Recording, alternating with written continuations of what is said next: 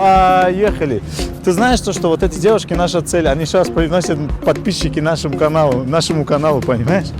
Поэтому эти девушки наша цель. Они сейчас приносят нам подписчики для нашего канала. Сейчас мы подойдем к ним и включим музыку, угадают ли они песню. И за это они могут, кстати, выиграть 500 рублей. Ты пока можешь оставить телефон. Они просто на халяву зарабатывают 500 рублей. Да, конечно. Девушки, здравствуйте. Можно один вопрос? Угадайте музыку, получите 500 рублей.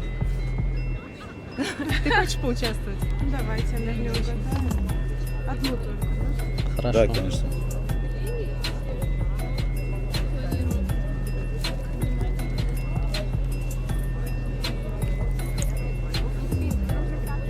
Всех знаешь, мои мечты и планы.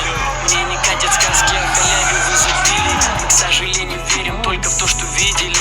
Чую, как падаю, ведь знаю каждый сорт от боли. Мешанных.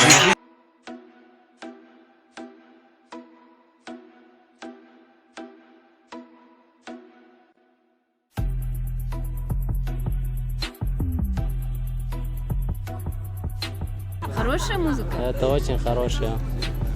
Запикайте молодежь. говно.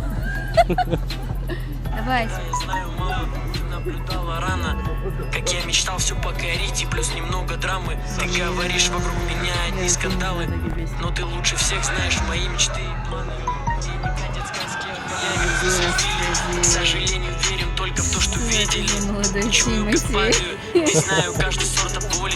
Мешанных. Вы не знаете, да? Мы просто не слушаем такое, мы же старые. Вы старые.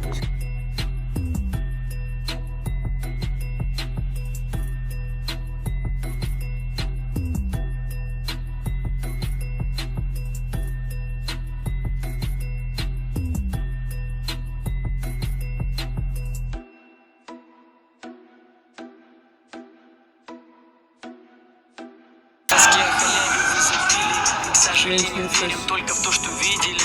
Чую, как Я не падаю, знаю эту ведь песню. знаю каждый сорт от боли. Мешанных Ты не знаешь, да? Спасибо. Хорошего дня.